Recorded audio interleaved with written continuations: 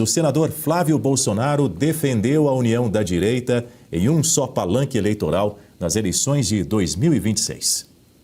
O senador Flávio Bolsonaro defendeu a união da direita em um só palanque eleitoral nas eleições de 2026. Em um vídeo publicado nas redes sociais no fim de semana, o pré-candidato à presidência elogiou outros possíveis candidatos como o governador de São Paulo, Tarcísio de Freitas, e do Paraná, Ratinho Júnior.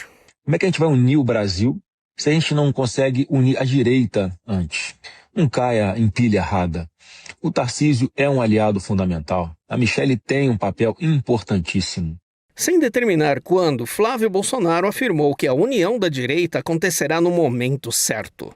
Você não gostaria de presenciar um momento em que eu, Tarcísio, Michelle, Ratinho, Zema, Caiado e tantas outras lideranças de direita estivéssemos juntos no mesmo palanque, pela mesma causa, para resgatar o Brasil das garras do atual governo? Pois é, Guta Piñi, 45 dias depois de o senador Flávio Bolsonaro ter sido escolhido e anunciado, escolhido por Jair Bolsonaro para disputar o Palácio do Planalto, a candidatura do filho 01 do ex-presidente já é tratada como irreversível dentro do PL, o partido de Jair Bolsonaro.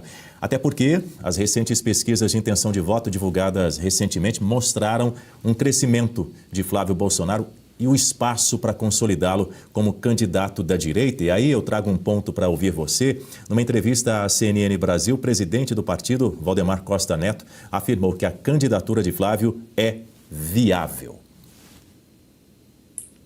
Bom, primeiro, bom dia, professor Marcelo. Ainda não tínhamos nos falado.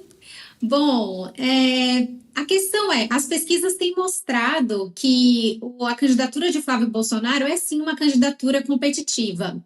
E, ao que tudo indica, ele se coloca realmente como o candidato, a candidatura é irreversível, Valdemar também fala sobre a questão da competitividade, mas a minha opinião, Dani, é que eu só vou realmente entender que essa candidatura, ela seguirá após o período que a lei garante, e a lei coloca como para que os governadores renunciem aos seus cargos para seguirem na disputa. Porque, enfim, tem o nome de Tarcísio ainda, existe muita gente que aguarda a candidatura de Tarcísio de Freitas. Então, até ali março, início de abril, que é quando a lei coloca como prazo limite para que haja desincompatibilização dos governadores que quiserem se candidatar, então eu ainda vejo com alguma cautela, até porque, enfim, o período eleitoral só começa ali em agosto, mas o fato é que o Flávio se coloca como esse candidato e, enfim, hoje é o nome que a direita tem como o nome que Jair Bolsonaro quer como o candidato da direita. E esse vídeo que ele postou nas redes sociais, ele mostra exatamente que ele é aquele Bolsonaro mais pacificador. Ele mesmo falou, né, quando lançou a candidatura, eu sou um Bolsonaro diferente. E aí ele trouxe esse tom nesse vídeo até como um recado para a própria direita, que acaba se atacando. Foi um recado para a direita, não foi um recado para a esquerda. Para que as pessoas parem de brigar, parem com essa autofagia. Ele se apresentou como um Bolsonaro moderado, não é? O Marcelo Rocha Monteiro, o Flávio Bolsonaro propôs aí essa união geral da direita nas eleições. Nesse vídeo que nós acompanhamos, o vídeo completo tem cerca de 5 minutos, ele pede o foco no combate ao PT e convoca apoiadores a deixarem as divergências de lado para vencer as eleições. Sua análise. Bom, em primeiro lugar, eu queria destacar o seguinte: a direita tem como opções Flávio, Tarcísio, Ratinho, Zema, Caiado, a própria Michelle Bolsonaro. A esquerda tem como primeira opção Lula, como segunda opção Lula, como terceira opção Lula. Não tem mais ninguém, né? Enquanto a direita oferece um amplo leque de opções para o eleitorado, a esquerda continua com o mesmo candidato desde 1900 e, deixa eu fazer a conta aqui, 1989. Né? Quer dizer, há mais de 30 anos, há quase 40 anos, que a esquerda não oferece novas lideranças ao país, e a direita tem, ao contrário, multiplicado essas opções. Eu concordo com a Guta que as coisas vão ficar mais claramente delineadas depois de fevereiro, do prazo para desincompatibilização. O que é que provavelmente vai acontecer? Vai haver uma consolidação cada vez maior da candidatura do Flávio. Então, se pega o caso do Tarcísio, por exemplo. O Tarcísio não vai se desincompatibilizar, ele, ao que tudo indica, vai concorrer à reeleição para o cargo de governador de São Paulo, provavelmente vai ganhar, né? Mas ele, quando o eleitorado... Vamos pensar naquela fatia do eleitorado que, entre Flávio Bolsonaro e Tarcísio, talvez preferisse o Tarcísio, por achar uma candidatura mais viável, com mais possibilidade de vitória e tal. Quando fevereiro passar e essa fatia do eleitorado constatar que o Tarcísio não vai ser candidato a presidente, eu tenho absoluta certeza que dessas pessoas, né, que entre Tarcísio e Flávio prefeririam Tarcísio, 99% delas, entre Flávio e Lula, preferem o Flávio. Né? Então elas vão cerrar fileiras em torno da candidatura do Flávio, que vai se consolidar, vai se fortalecer mais ainda. Eu quero lembrar que o nome do principal cabo eleitoral do Flávio Bolsonaro, caso alguém tenha esquecido, é Jair Messias Bolsonaro, né? Cujo poder, né, de eleger aqueles que ele apoia ficou cristalino para o país nas eleições de 2022. Né? Então, nós tivemos ali o próprio Tarcísio, a Tereza Cristina, né? Rogério Marinho, e tantos outros que concorreram a cargos majoritários. O Tarcísio era praticamente, em termos de política, nunca havia disputado uma eleição e começou apenas ganhando a eleição para governador do estado de São Paulo. Né? Graças a quem?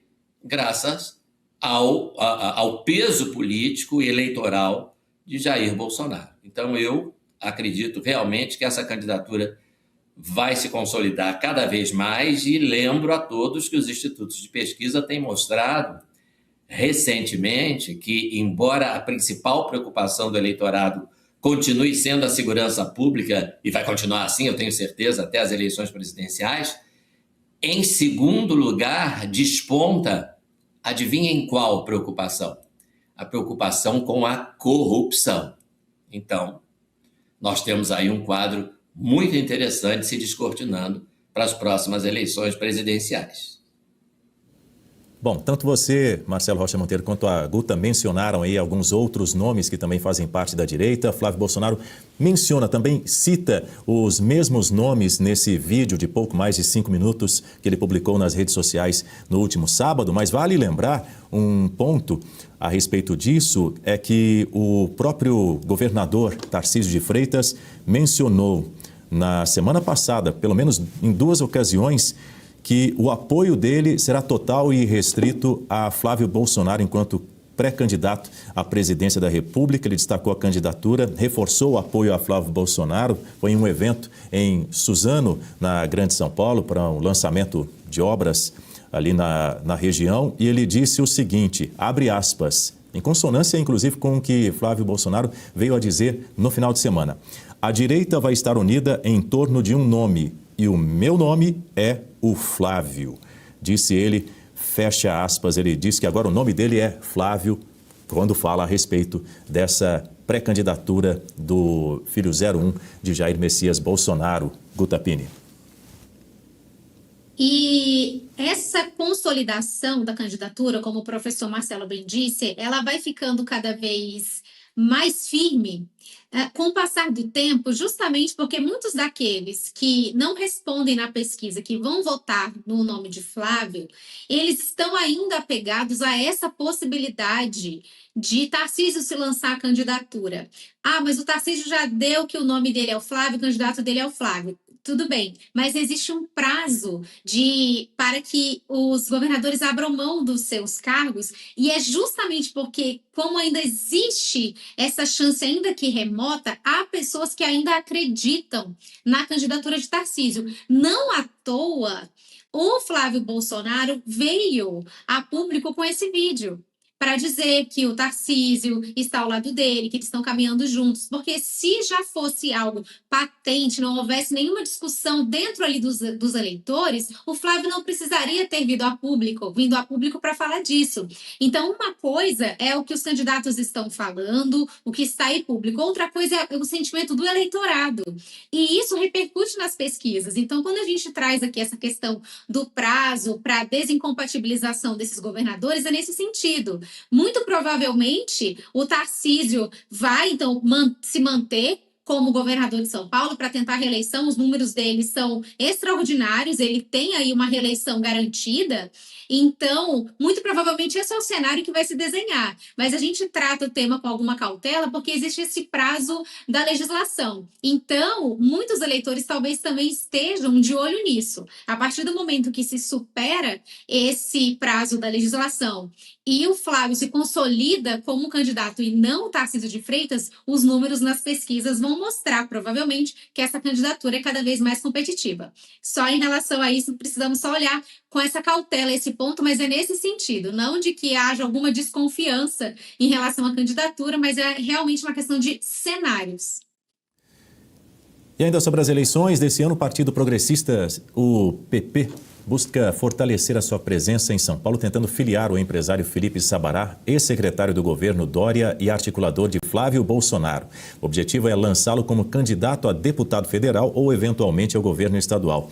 Essa movimentação ocorre em meio a uma insatisfação do Diretório Paulista do PP com o governador Tarcísio de Freitas, criticado pela falta de diálogo.